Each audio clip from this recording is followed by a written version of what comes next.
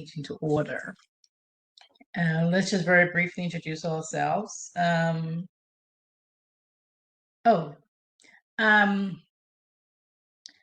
Ms. Frazier, can you send Paula the link for the meeting? Paula from Pratt. Paula, okay. I'll do that right now. Okay, yes. Put into my computer.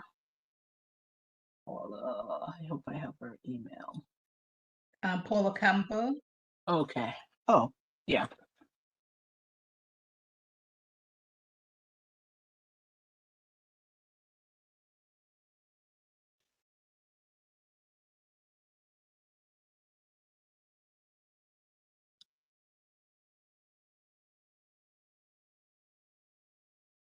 So there are lots of things to talk about tonight, and we'll allocate some time for it. There's a couple of things I want to, first of all, there's the suspension of the ULUP. We want to see how those things are likely to impact our community.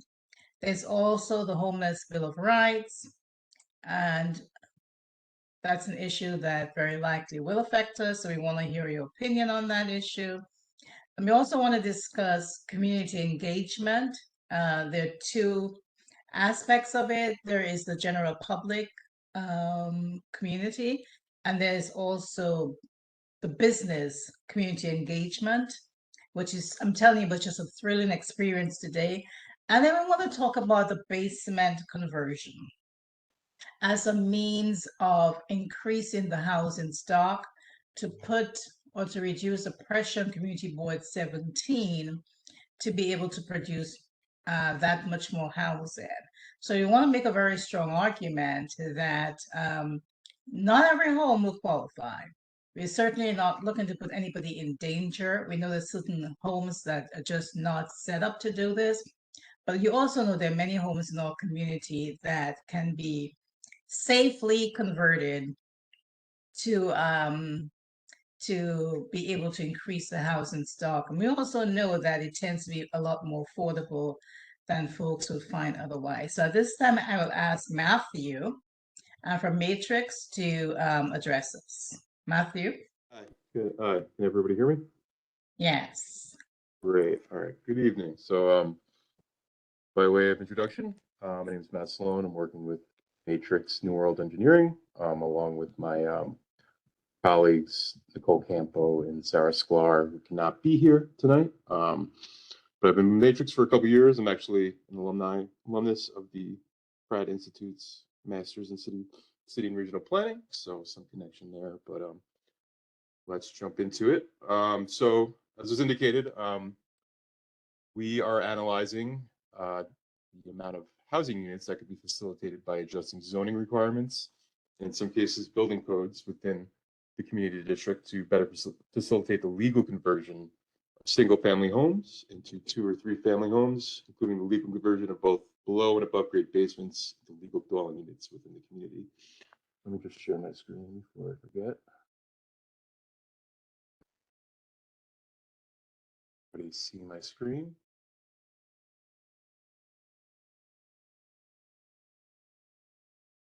Is my screen visible yet? Yes. Okay, great. So this is just the memo that we produced thus far, and I'll be reviewing it in a high-level kind of way, just to convey our findings thus far, as well as a couple visuals we've produced to give some context for everybody's information. We don't have a formal presentation at the moment, and this is all kind of a draft, and it will be refined as we work our way through this process. So as a starting point, we utilize GIS data, Geographic Information Systems data, to identify basements and cellars at all tax lots within existing single-family and 2-family homes, as well as zoning impediments to the legal addition of 1 and 2-family dwelling units to existing homes or the conversion of basements or cellars into dwelling units. We also then prepared a list of recommendations to facilitate more dwelling units in the community or through the addition of these dwelling units within single 2-family homes. And I'll jump into the community context a little bit, just to give a backdrop. As we all know, Community Board 17 is a predominantly Black neighborhood with one of the highest rates of Black homeownership in New York City. However, development pressure within the neighborhood has resulted in the decline of Black homeownership as a percentage of Black residents throughout the community. From 2017 to 2021, Black populations decreased from 89 to 79% within the community board. And in 2017, we found that 92% of owner-occupied units were Black owned, while in 2021, this share fell to 86% of owner-occupied units being Black owned.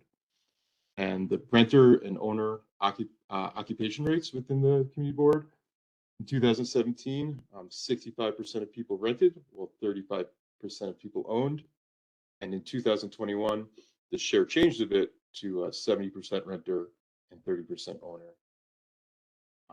So the overall purpose of this analysis is to demonstrate how many more units could be facilitated by adjusting zoning regulations, removing impediments, such as the requirement of parking requirements, as well as legal conversion restrictions on single and two-family homes. By facilitating these basement conversions, this could allow Black homeowners to remain in the CD 17 community more easily, and as well as build wealth through additional means of income at their own houses. This has also provided additional housing opportunities in the community to help address the ever present housing crisis in New York City. So as a baseline, there are a lot of lots within Community Board 17 that are considered soft sites, and these are sites that aren't built to the full potential of the zoning. So it means they're ripe for redevelopment, even without a rezoning. A developer could come in and build larger structures on these lots and displace residents with market rate housing. This is especially evident in the R5 districts, and I'll show you a visual in a little bit. Houses located on wide streets have been exceptionally vulnerable to tear downs, as the amount of floor area permitted on a wide street is more generous than that on a narrow street. As each home disappears, it's arguable that Black home ownership declines as well, as the site of the house is replaced with market rate rental housing, which ranges in price from $1,600 to $4,200 per month, in a community where the median household income is only about $61,000.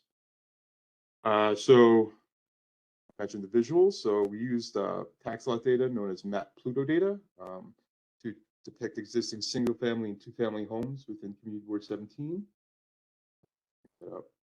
Now, can everybody see the map on my screen? Yes? No?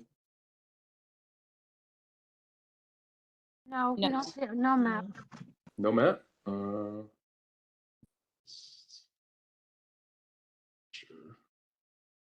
Sure, correctly.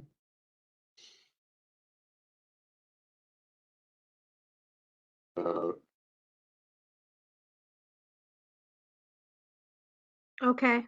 Yeah. Okay, great. So this first image is a index map. These panels correlate to more zoomed in maps that I'll show shortly. But the black outline here is the outline of Community Board 17. The orange lots are single-family residential structures. The kind of greenish lots, turquoise, are two-family residential structures. Red is multifamily residential, and these black dots represent active construction, pretty much, mostly in the western half of the district. And these are just some numbers indicating active residential construction projects. And the hatching delineates the transit zone within the district. And for those not aware, transit zones waive parking requirements for certain kinds of multifamily residential development. So just to give you a peek at these index maps, and these can be provided to everybody as necessary. So this corresponds to map index 1, just go sequentially 1, 2, 3, 4 through the districts. But we also delineated the residential zoning districts within the community board just to give an idea of, what lots fall where and which zoning districts. And I'll jump into, how zoning rules relate to this study shortly. But it gives you, a more zoomed in look. Go through the maps. Some of these, we only map to the limit of the community district. So, like obviously these areas are outside of the community district. So you just go through it. As I said, these maps can be provided just to give some context. And you'll notice that each lot has a number associated with it, and these refer to basement codes for each lot. They're numbered 0 through 5, 0 indicating no basement, 5 indicating an unknown basement status. But code 1 indicates an above grade full basement. Code 3 indicates an above grade partial basement. Codes 2 and 4 indicate below grade full or partial basements, otherwise known as cellars. And the distinction between a basement and cellar for the purposes of this study, a cellar legally can't be converted to a dwelling unit, whereas a basement can. And generally, this is because basements, above grade basements, more than half their area is above grade, 4 feet or more, as indicated in this left image, while below grade basements or cellars, half the space height is below grade, as indicated in this second image to the right. And again, we'll share these maps with everybody as necessary. But just to jump back to the memo,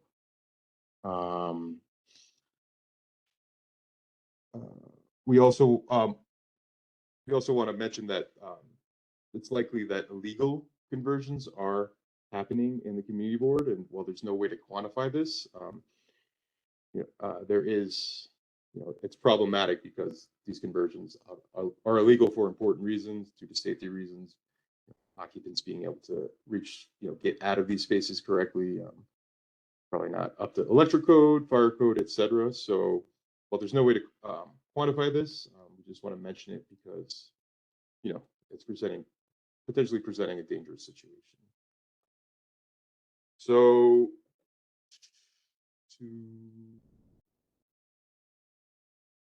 sorry,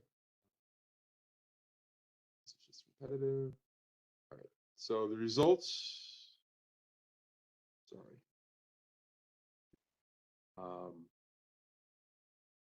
So with the data I just showed you in mind, we identified the different kinds of residential structures within each zoning district broken out by the basement codes I mentioned to you. So just to give you an idea of what this breaks out into and how to read this table, within the R4 zoning district throughout the entire community board, there are 606 dwelling units, single family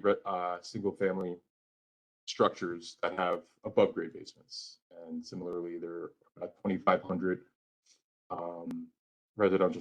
single family residential structures in R4 districts with below grade full basements, otherwise known as cellars, that legally could not be converted to dwelling units. And that we did that for, every single family and 2-family building type within the community district, broken down in this table. And total, we don't have the total here, but there's about 18,500 dwelling units between single family and 2-family structures, many of which have a certain basement or a basement or cellar. So this presents an opportunity for, a large potential for basement conversions for additional residential space within the community district. So with that in mind, we analyzed the approximate number of additional dwelling units that could be created based on different scenarios, as discussed in the upcoming table here. This kind of presents a range of potential dwelling units that could be created through the cellar and basement conversions. starting with, a most conservative amount, the most conservative number of about 1,300, and this includes the legal conversion of basements in single-family homes only. That yields about 1,300 to a max of potentially 17,000 when you consider the conversion of all single-family and two-family homes to three-family homes, which includes the conversion of cellars and basements. And there's a range in here. Again, this report could be provided so we can, everybody can jump into more of the nuance. So with that in mind, we came up with several recommendations. Again, these are preliminary and will likely be expanded as we work through this process. As I mentioned previously, cellars it's currently illegal to convert cellars, the below grade basements, into dwelling units. So, preliminary step will be allowing the conversion of cellars into dwelling units throughout the community board to expand the potential for, these legal conversions. Another issue is parking requirements. We would recommend waiving parking requirements for conversions of existing homes into additional units. For instance, the R4 district requires one parking space for every dwelling unit. By waiving that, you eliminate the need to provide parking at the property if you converted your cellar or basement into, a dwelling unit. And we just want to note that waiving parking across the board in the R4 district could accelerate teardowns of homes and construction of new apartment buildings, as the R4 district does allow for multifamily development, but requires one parking space per unit, as I previously mentioned. And if waiving or reducing parking requirements are not feasible, we recommend considering rezoning of the existing R4 district into a two-family district, such as an R3A, R3X, which would bring the zoning into conformance with the existing built nature of many of the R4 districts in the community board, which feature one and two family housing, and eliminate the parking requirement in that rezoned district for any homes within a transit district to better match the built environment, coupled with the removal of parking requirements to create new two-family zoning districts without parking requirements. Sorry, that was a little redundant. And there was one other thing I wanted to mention. We analyzed the East New York basement apartment conversion pilot program, and this program was created to provide eligible low and middle income homeowners living in one to two, three-family homes in East New York and Cypress Hills, this Brooklyn Community District 5, with low or no interest or possibly forgivable loans of up to $120,000 to convert their basement or cellar into a safe, legal, and rentable apartment. There are different regulations that kind of govern how these spaces, these cellars and/or basements would be converted, which aren't necessarily specific to Community Board 5 in Brooklyn, but can be applied across the board to such spaces in Community District 17. And generally, at a high level, these include, all these apartments must meet code required minimum ceiling heights. They have to, all rooms have to have one window that provides natural ventilation. One door leading directly to the outdoors that can be accessed to a public way, meaning occupants are able to reach the street. For cellars, the below grade basements, coded 2 and 4 in the mapping I just showed you, would require 2 doors leading directly to the outdoors so they can access a public way, and provision of adequate emergency escape and rescue openings. And this text right here is our summary of it, but the New York City HPD provides, a much more nuanced breakdown of the program, which we could send along as well. And it articulates program eligibility, anticipate various eligibility for borrowing, a bunch of other terms. But we feel this, the scope of this program could also be easy to apply to CB17. So that's that's where we are at this moment. Again, everything is kind of in draft, and we're kind of refining things. This is our initial stab, everything, but I'm happy to take questions, and if I'm not able to answer them now, I'll certainly record them and bring them back to the team so we can, unpack all this a little more. Thank you, Matthew. Margarita Vigilante. Yes, hi. I have a couple of questions. One is, how did you count? Let me see if I can phrase the question right. Mhm. How did you count the two-family homes that can then have a converted basement? Because like my house is a legal two-family because Mhm. we have a converted basement already, so it's already considered a legal two-family. But so I would be considered a legal two-family, but I can't now convert into a three-family. So when you're counting these homes, did you count them based on anything with an empty basement? Like I can't figure out how to. I don't know if you understand what I'm asking. So I'll, interrupt me if I'm understanding you or if my answer Okay. isn't aligning with your expectation. But so every tax lot, so your structure is your house is on a tax lot, and New York City provides data for every tax lot in New York City, and within that data includes basement data. Now, for a two-family home, and this will be analyzed in a more um, detailed way down the road, but to add if you wanted to convert your non-habited basement into a dwelling unit, you would effectively become a three-family home, which is considered a multifamily structure. Wait, no, but what I'm asking is like my home was a one-family home. We converted the basement, so now it's a legal two-family. Yeah. So Okay. it's already a two-family. So when you're adding like all of these units that can be converted, you can't have like you couldn't add my home into that data because Right. it's already been converted, right? So how do you separate what? Okay. So there's not really, the data doesn't delineate to that fine of a grain. It doesn't really tell you if Right, so that's what I'm two-family saying. So structure. that when you're saying 18, say whatever, I think the amount was 18,000 possible conversions, that's not really then necessarily a correct number.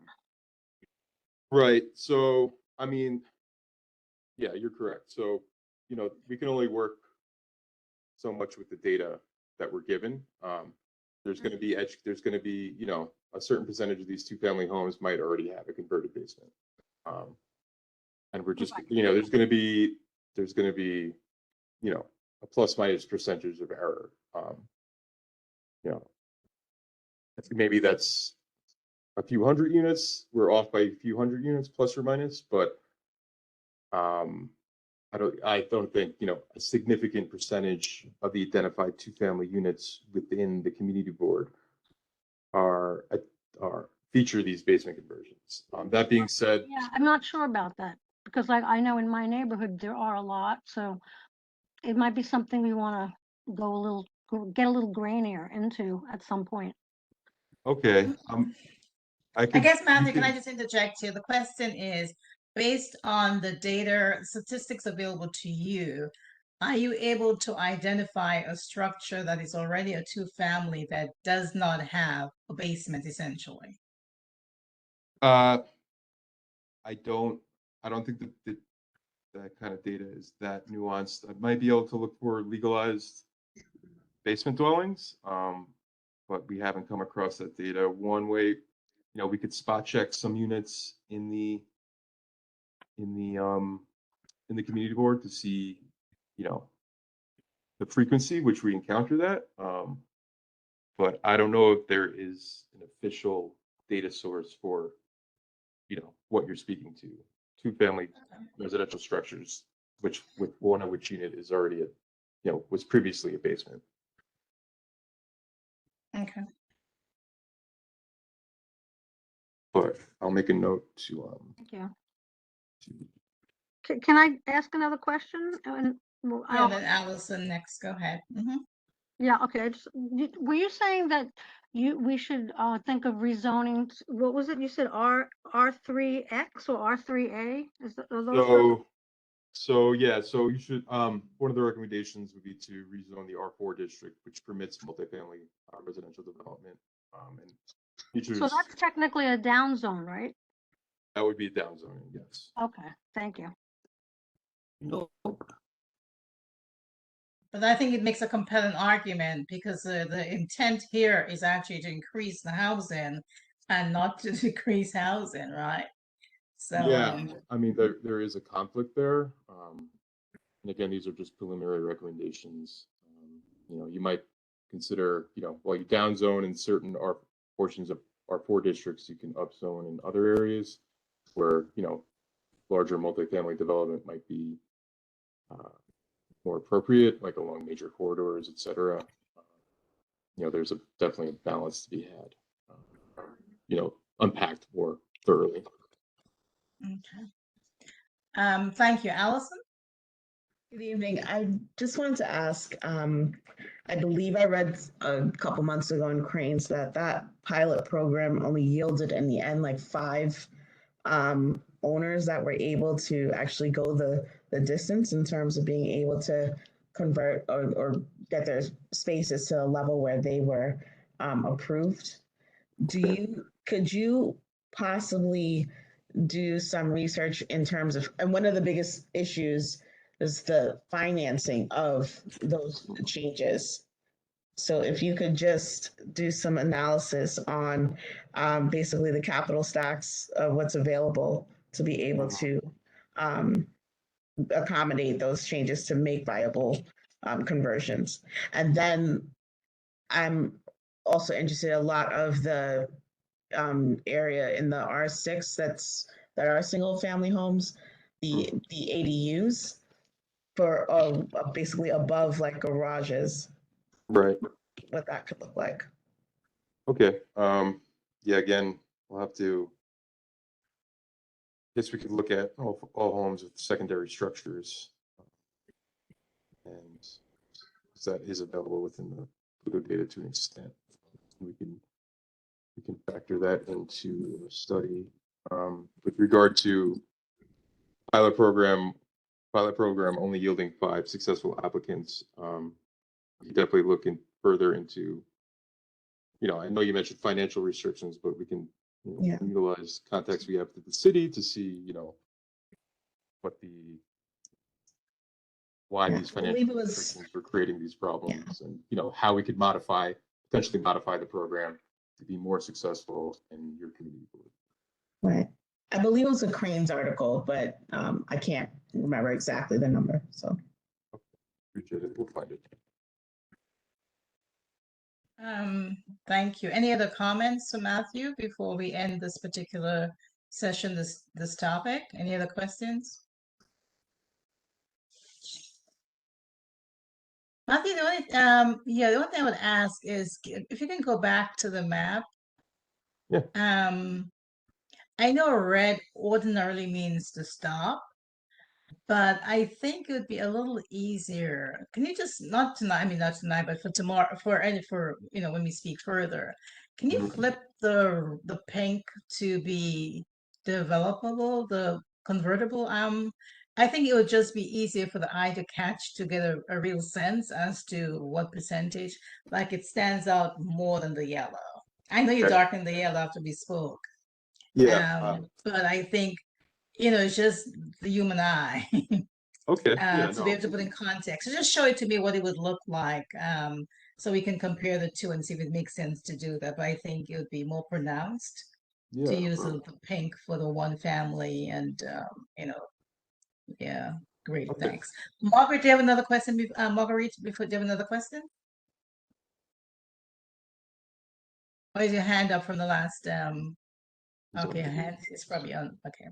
So the next topic, the next issue that we will address tonight is community engagement. As I mentioned, we have two aspects of it.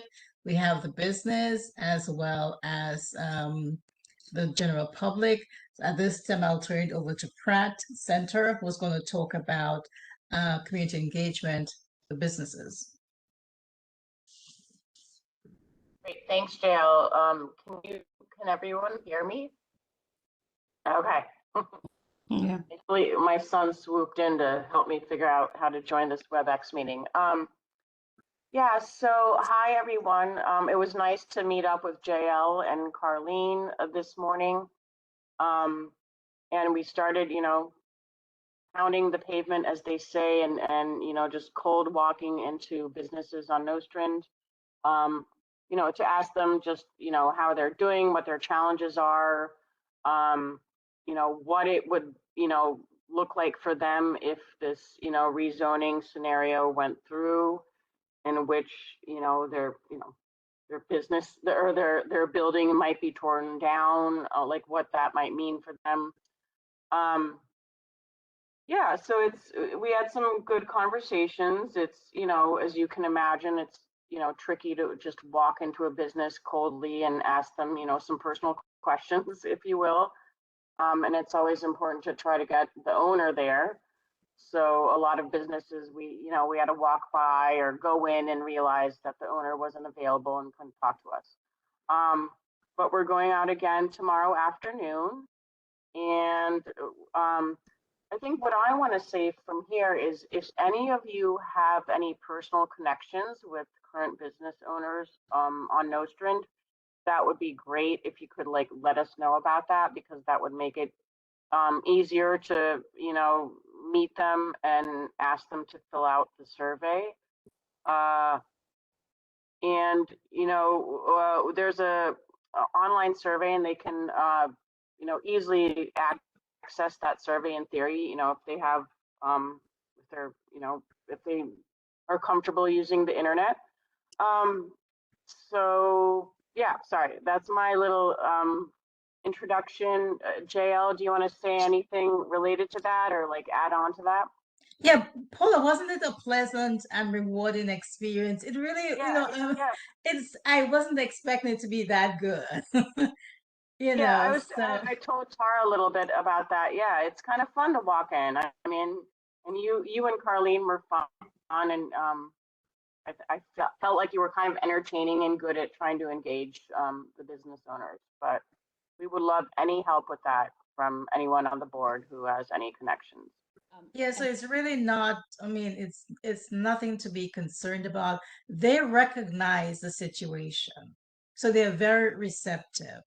And it's also good to see the wide range of local people who are trying to maintain a business in our community. So it makes what we're doing feel that much worthwhile because we're doing something that is addressing a need. So I'm going to really encourage anyone who can come out tomorrow. We'll do it next week as well, even for an hour.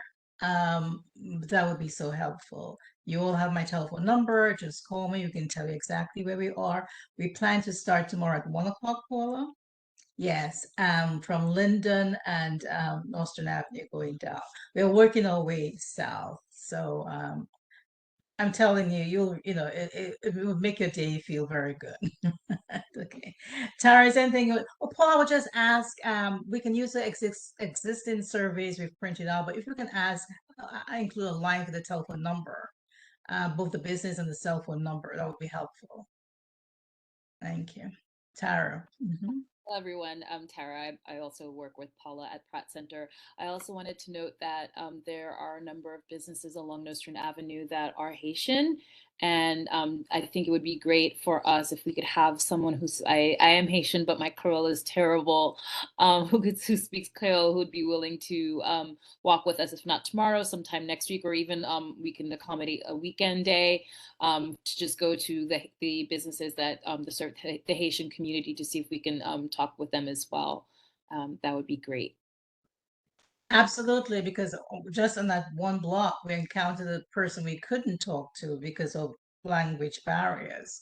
So it certainly would be helpful to be able to be all inclusive And so certainly if you can find somebody on the board that you know who's not part of the committee, but is fluent, who would have the time during the day to do this, please reach out to them and encourage them to participate. Reach out to Ms. Burlott tonight. You will. Thank you very much. Thank you. Okay. And she can, even if she can't do it, she can find a volunteer who can come out to do it. That's Absolutely. perfectly acceptable as well. I'll do that right So now. give her all the information, please. Thank you I very will. much. Thank you. Yeah. Anything else on this business engagement before we move on? I'm just it's a worthwhile endeavor, really. If we can save, we have to recognize that the city has plans for Nostrand Avenue, and to be able to counter that, we really need to get as many people. Our goal, I think, should be at least 100 business owners, and even more importantly, after that, let's see if we can organize them to form some sort of association if there isn't, and let them be a voice, whether it's a business, a bid, or whatever it is. But we need to get them to be able to speak up and know that they have the right to be heard. Allison. I would just say, I don't know which business, what portion of Notion were you already on? Because like I do have connections from the SBS work that I'm doing on merchant organizing with like Lips Cafe and that area, that bit Oh between yeah, downtown. they look too busy, so I walked by them. But yeah, if you have a connect there, please. Yeah, I do. They're, Yeah, okay. they're pretty great. Like that block right there, I think is like ideal for a merchants association in my estimation anyway, because of the types of new businesses that are starting there Mhm. to begin with. Wrapping right back around to Rogers, so like where Rogers Garden is and Drip Cafe, like that whole strip will wrap around. Okay. I'm Yeah. sorry, what location, where was that between the business you mentioned, between what blocks is that, please? Lips is, it's what, Martens and Notion, I think. I Okay. can't remember the cross street. Okay. I have to look at a map, but I can find it out. Yeah, and Allison, if next meeting you can, because we don't want to step on any toes, but we do recognize there is a need for a merchants association. So if you know Yes. that it's being actively worked on, we want to be supportive, but not take the lead, of course. But if it's not being done, somebody, the community board, somebody, right, needs to really, come to the forefront and make this happen sooner than later. Because there are certain things that need to be addressed. Just looking at it from a different perspective, very often I'm just being open here. It's very easy to look at things that are non-white as ugly, right? And there was some beauty. We saw some beauty in Nostrand today, didn't we, Paula? We're like, whoa, we're like, what? But we also saw some of their which were down. So these are things which, if they can be addressed, just to enhance the appearance of Nostrand Avenue, it makes it that much stronger to show it's a viable and worthwhile place to do business. So that's something which is important. Yeah, I'm actually trying to organize them to become a merchants association in that area. It's just been very difficult to get them to make the time for it to meet. That's been Yeah. the biggest thing, like to commit to it. Which is understandable and notorious among merchants, right? They go to Yes. business, they work all day, and then they want to go home. Yeah. So I'm definitely But working on that area. Yeah. I I think also SBS has, I think, funded probably Caribbean, I think, to do some, I think they did like a community or commercial district needs assessment in that area, along with some of the, I think maybe the Church Avenue bid as well got funding to kind of work on that strip. So, but I'm still trying to get them, I still want to organize them into something, especially because they were looking to see, and I had a meeting with DOT, which said it was basically almost impossible to do they wanted to do like a public action, like to have the street closed for like a open streets or something like that. But because of the SBS route on Nostrand, it was like a hard no. but then there was some talk that maybe it could be like a one-off, but they'd like to do kind of like a festival of sorts. But we'll see. Yeah, and go ahead. Who was speaking? I'm sorry, I didn't mean to interrupt. I also wanted to just, Pratt Center, we actually do some work. We're part of the BASE campaign that has been advocating for basement units, legalizing basement units, as well as advocacy on the state level for ADUs. So I know that there was an article that was referenced. There was an article also in City and State. I'm putting it in the chat. And it does confirm that there were only 5 viable participants, but at the same time, the city did not evaluate everyone who had expressed desire in participating. They only really evaluated 100 homes and 800 expressed interest, and and then we also know that the pilot funding for the pilot was cut in 2020, so that also adds to it. A lot of this does, I think, we're going to, as Pratt Center, are going to continue to advocate, but we do know that some changes on the state level as well as the city level to basically create the funding to make these conversions affordable for homeowners needs to take place. So that's not to say that this isn't still viable and still worth looking into, but I just wanted to just put that in the chat for folks to see, because it is work that it is going to be a bit of an uphill battle, but we're going to continue doing this work. We weren't successful this and this is also like a huge effort across the state with different housing advocates and housing organizations as well. Great. Okay. So I put on the screen, one plan which very likely it's not going to happen, but I'm just going to, I did this to show that there is this vision, right? Are you seeing my screen? Yeah, there is this vision for Nostrand Avenue. And my thing is that this is not the only street or corridor that is in the transit zone. So why is there this need, this urgency, this desire to destroy the one area where local persons can become entrepreneurs, right? When there's so many other corridors, there are hundreds of other corridors, transit corridors in New York City that are not being developed.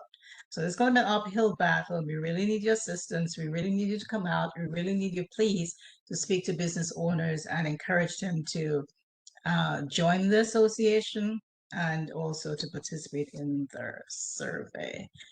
Okay. Anything else before we move on to the next issue? Next topic? Okay, so in addition, Tara was very helpful in that, was it Tara, I think, or Nicole? I'm sorry, but we also have Nicole who's also part of this team. And it reached out to DCP, and DCP has said that one of the first things they look for is community engagement. And so to this end, we've asked Brooklyn Level Up to be able to assist us in community engagement, specifically to develop a plan over the next 6 months, 6 to 9 months, and also prior to June 30 to try to hold at least a few sessions of community engagement. So at this time, I'll turn the floor over to Alison Martinez. Good evening, everyone. Hope all is well. So just to give a brief introduction, Brooklyn Level Up is a community development corporation. We are a nonprofit that's focused hyper-locally on East Flatbush, and Flatlands. Our work is through our entrepreneurship collective, which is about supporting small businesses within the community, especially BIPOC-owned businesses, as well as the other side of our business, which is the community land trust work that we do to basically hope and work towards affordable housing, commercial, and community space. The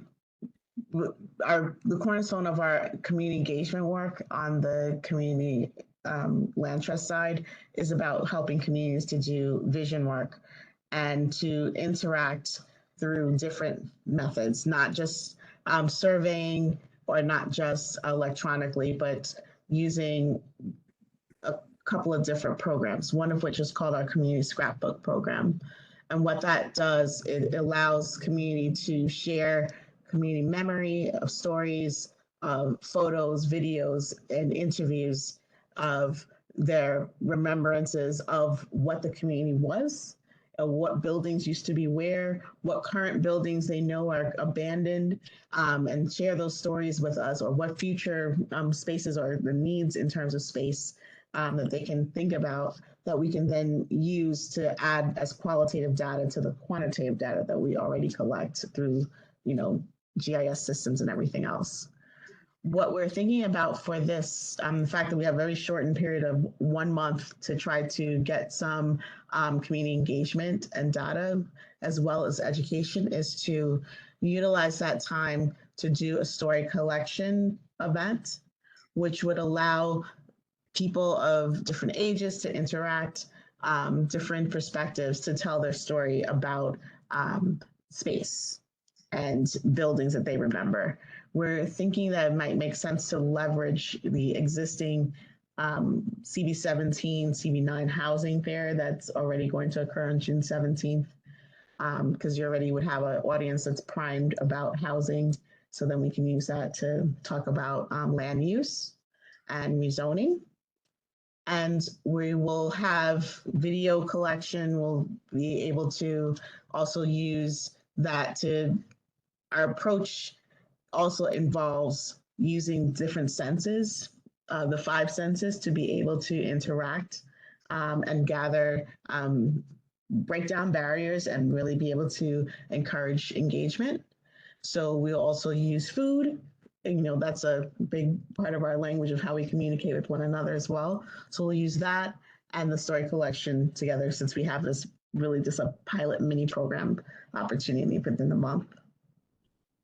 So if you have any questions or thoughts, we'll invite people to do some collection of stories and data in advance for that event, because it just makes it easier for people who are at the event to feel welcome to share their own perspectives as well.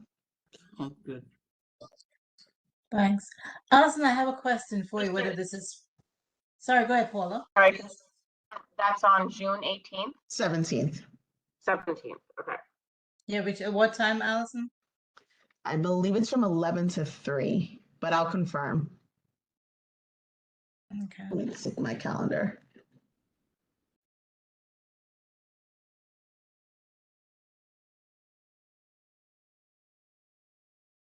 It's from 12 to 5 in Pattergat Park.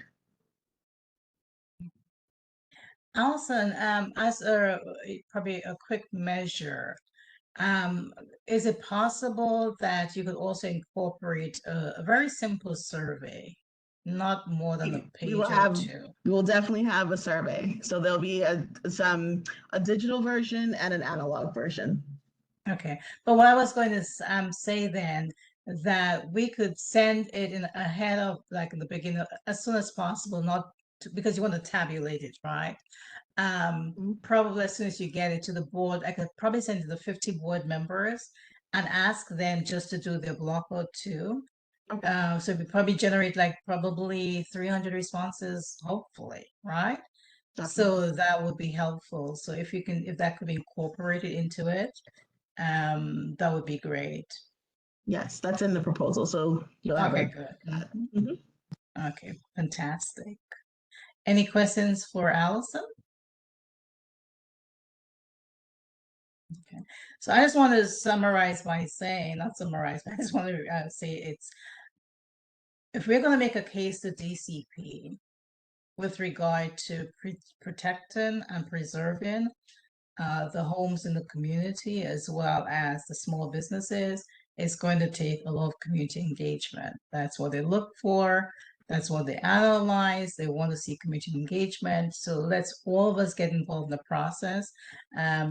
I realize that sometimes we're all busy and doing things, but any way that you can help, it will be very much appreciated. And I think Rose just, my screen, I wasn't seeing my screen previously, an entire screen. So Rose, welcome. Thank you. So just to give you a sense of what we discussed earlier, we had Matthew from one of our consultants talk about basement conversion. We're looking at that to see if we can increase the housing stock as well. And then we talked about the fact that tomorrow at 1 o'clock, we're going to have a fun engagement, a fun, very rewarding experience by talking to the business people on Nostrand Avenue. If you somebody can join, whether you or somebody else, please join us. I'm telling you, we had a great day today. I was very happy. I devoted 2 hours of the day to do this, and Paula's smiling, so she agrees with me. And so we're doing it tomorrow at 1 o'clock, from Linden and Nostrand going south. And Allison is going to be working on community engagements in terms of reaching out to the community to bring them on board, because DCP looks at that very strongly. Any other questions or issues on those 3 things we've discussed tonight before we move on to just the 2 other issues before we end? Okay, there are 2 major things that happened within the past week or 2. And we just want to open up the floor for your, for your opinions, to share your opinions, your concerns about the impact of this, and any insight that you may have. I'll start with the ULUP process, which, as you know, the mayor suspended. Anybody who wants to share some information, share some insights, some opinions on that matter?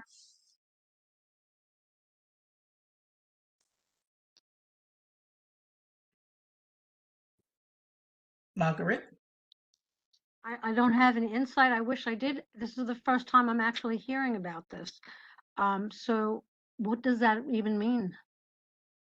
Okay, sorry, Paul, please go ahead. Oh, No. yeah, that's news to me too, so I'm just curious. Oh no, he announced that the ULA process for homeless shelters has been suspended. And I read today it was for 5 days. So that means we need to just become aware of it and see what the ramifications are. Actually, George Janes, who's working on this project with us, actually had a comment in the newspaper about it. I don't think he was very pleased with it, because he thinks it gives the city too much power to act like a decree with no input from the community. So he doesn't think it's a good thing. I guess there's going to be a difference of opinion. What could be good about it is that communities that have been able to isolate themselves from the process of doing their fair share, right, may no longer be able to do that. So that's a good thing. But it's also concerning, are they going to use that power? Is the city going to use that power to target communities which have already been overburdened? So it can go either way. We just don't know what the outcome could be. Thank you, Tara. Tara put in the chat, she put a link, so you can probably open it up and read it up later, but it would give you some insight into it.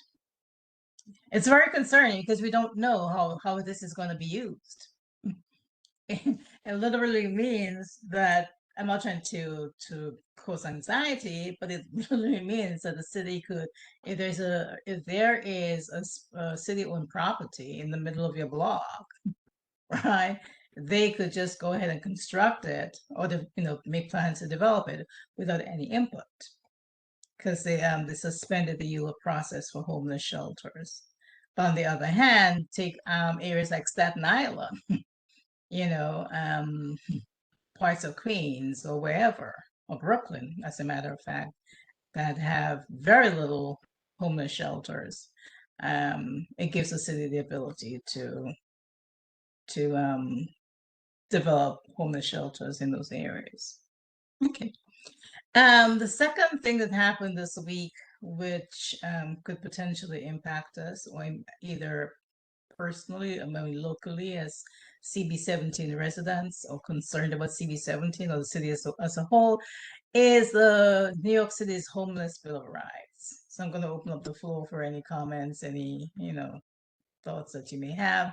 How do you think this is going to affect us as CB17? Is there anything we can do, anything we should be doing with regard to our community? So any thoughts on this? Did anybody read Allison? Go ahead. I mean, I would just say our community, when we started, even in 2018 or thereabouts, talking about these issues, we called for permanent housing, for people. And it shouldn't, the city should have been already mobilizing for this.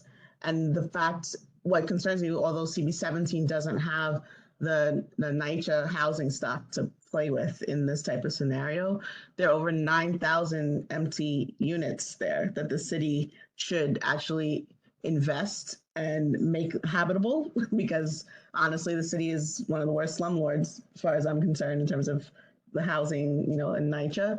But those are 9,000 units that could be housing people, and it shouldn't take an asylum seeker crisis for them to act on the people who've been waiting here for years already for a housing solution.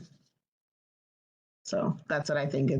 If we, and in terms of suspending the ULERP process for homeless shelters, I would love to see the city start to take time to suspend these rules and regulations for the things people actually want, in communities, and start to listen. Yep. Those are my thoughts. Thank you. Anybody else? Is there anything else to share on those topics?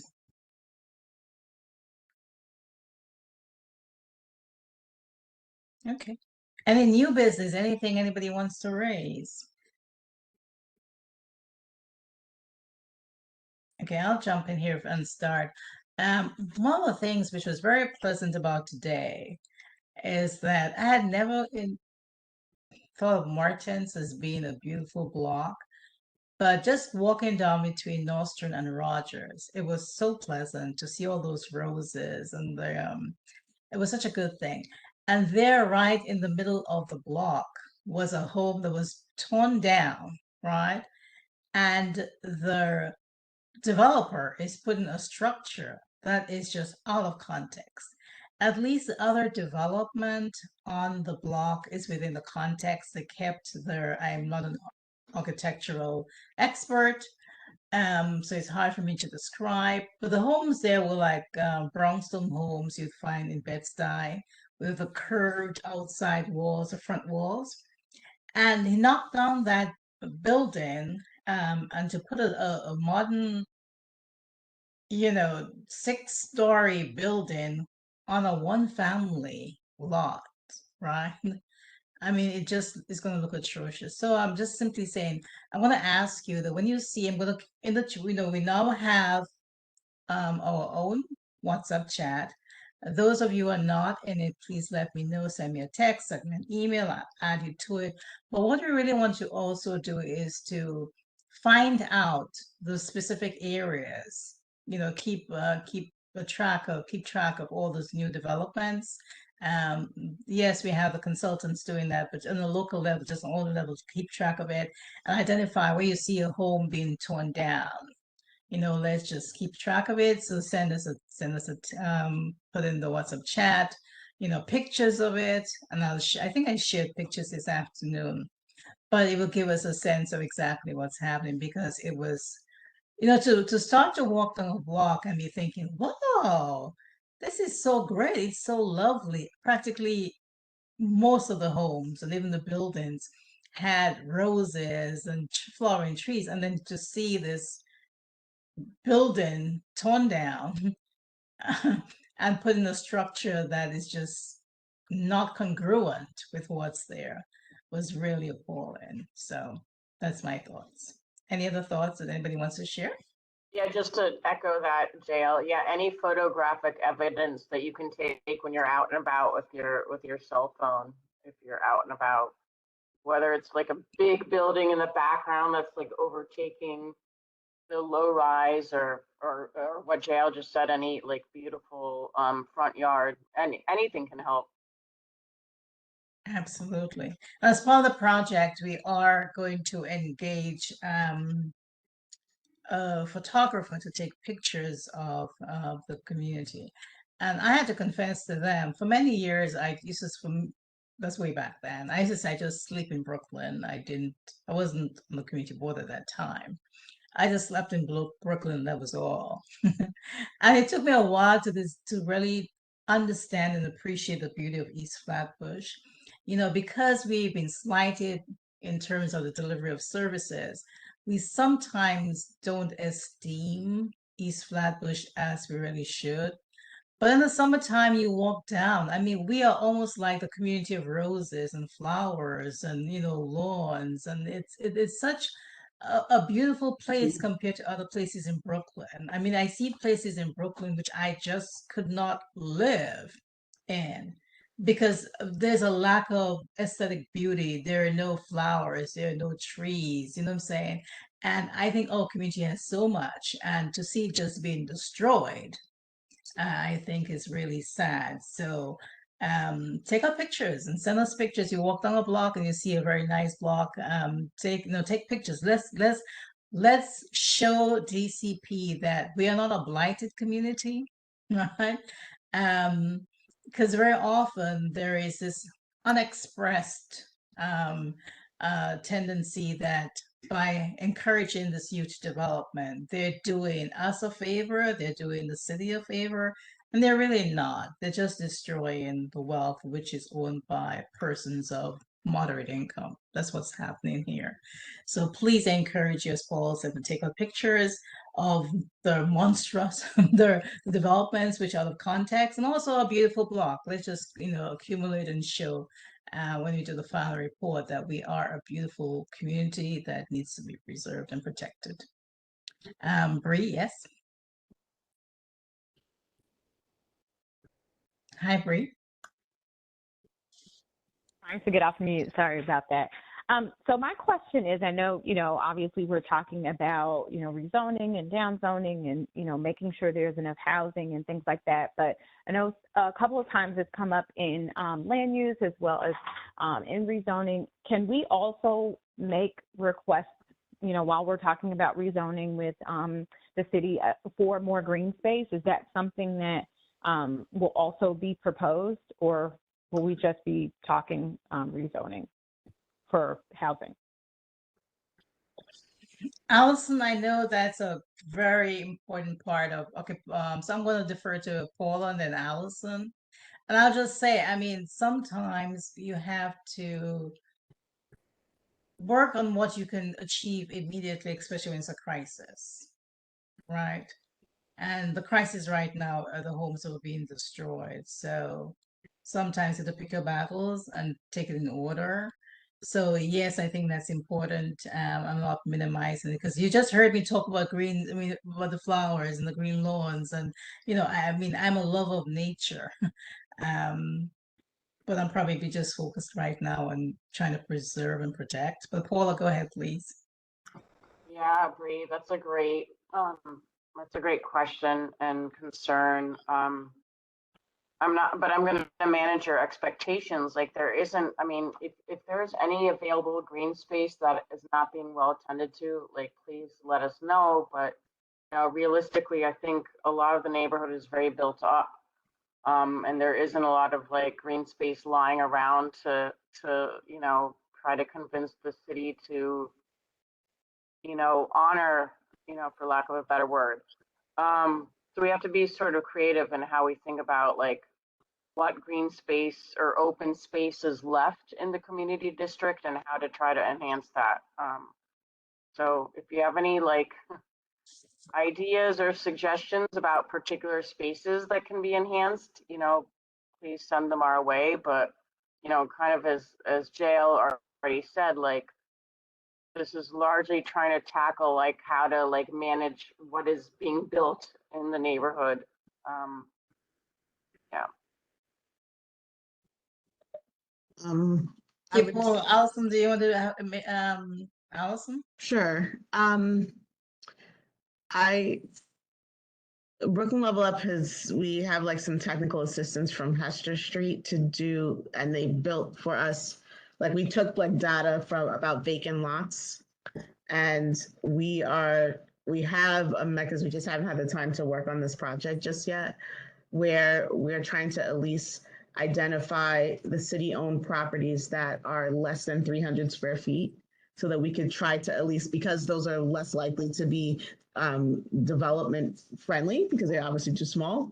But maybe because they're city owned, there may be a play we could use to reclaim some of those for garden space or just quiet respite space, because we don't have a lot of, large swaths of property that are, just not being used right now. But that may be something we can do. Or the other option is we've been looking at is that there are a lot of, but this may be a matter of easement and use, but there are a lot of like hidden throughway streets behind buildings that connect, that maybe we've actually had like some of the architectural students in their studios have created like open space kind of streets throughways kind of things connecting to Utica even. But it requires like a lot of research to even see like what's viable over time. But I'm not sure that I'm certain we would not be able to get much headway here in this. However, since HPD owns a lot, or DCAS is responsible for managing a lot of those little spaces, we may be able to use that as a like a part two maybe, or phase two discussion. I'm not sure how DCP would maybe help us bridge with HPD on some of those seemingly unusable spaces. That's my thought. Thank you all for the responses.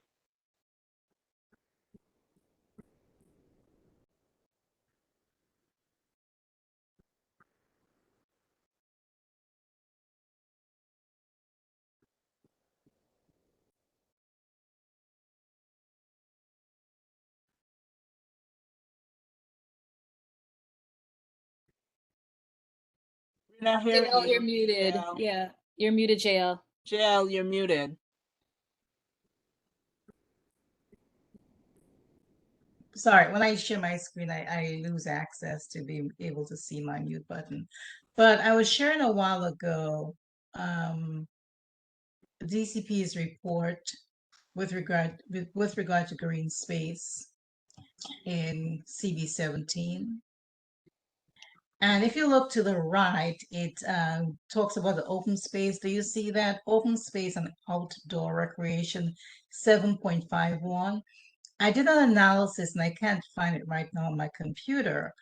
But if I recall, and I can be corrected, we ranked 17th out of 18th in terms of available open space and outdoor recreational space, which is horrendous.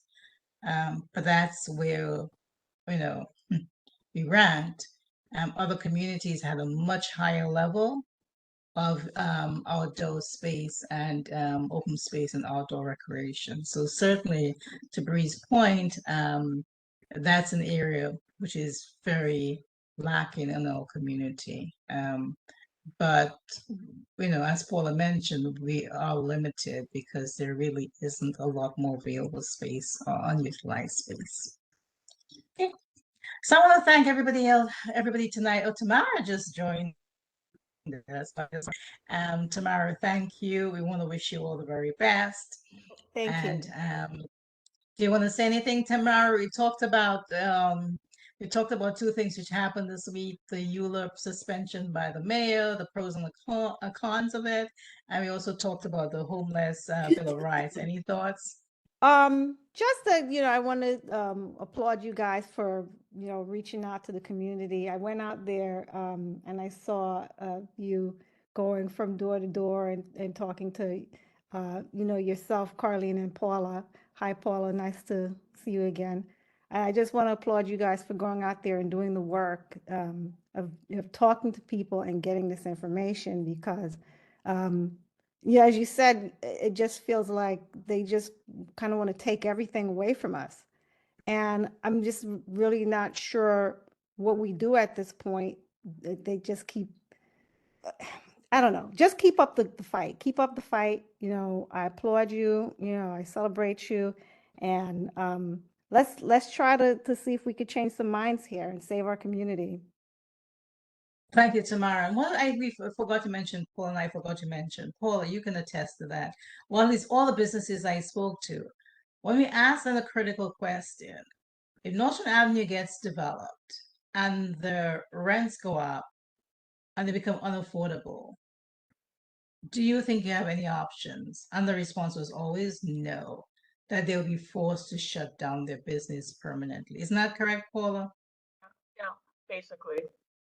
Yeah. So that's why we have to really mobilize and ensure that we save our businesses on Nostrand Avenue. It's just as important. Well, I would say just as important, but it's part of the plan in terms of saving our homes to also save our businesses. On that note, any other unfinished business? There be none. Thank you very much for coming out this evening. I think we had a very good discussion. I think so. And can I get a motion to adjourn the meeting? I make a motion to adjourn the meeting. Marguerite? Thank you. Second. Second, maybe down second. Thank you. Have a very pleasant evening. And again, if you know anybody who can volunteer tomorrow, can come out tomorrow just for 2 hours, 3 hours, wherever you can join us, we welcome you. You will be happy you did it. Thank you. Take care. Bye. Okay. Good night, all. Have a Good good night. evening. Good. Good night. Good night. Take care. Thanks. Bye.